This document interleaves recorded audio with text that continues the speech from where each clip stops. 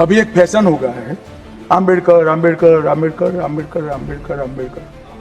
इतना नाम अगर भगवान का लेते तो 7 जन्मों तक स्वर्ग मिल जाता। மாண்புமிகு உள்துறை அமைச்சர் திரு அமித்ஷா அவர்கள் பாரத ரத்னா டாக்டர் அம்பேத்கர் அவர்களை தரம் தாழ்ந்து பேசி அவருடைய புகழுக்கு களங்கம் விளைவிக்கின்ற வகையில பேசியிருப்பது நம்முடைய மனதை எல்லாம் புண்படுத்துகிறது.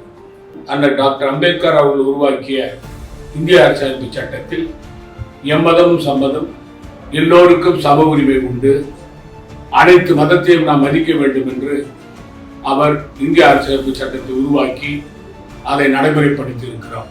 திரு அமித்ஷா அவர்கள் இந்திய அரசியலமைப்பு சட்டத்தை அவமதித்தது மட்டுமல்லாமல் அண்ணல் டாக்டர் அம்பேத்கர் அவர்களையும் தரம் தாழ்ந்து பேசியிருப்பது கண்டனத்துக்குரியது.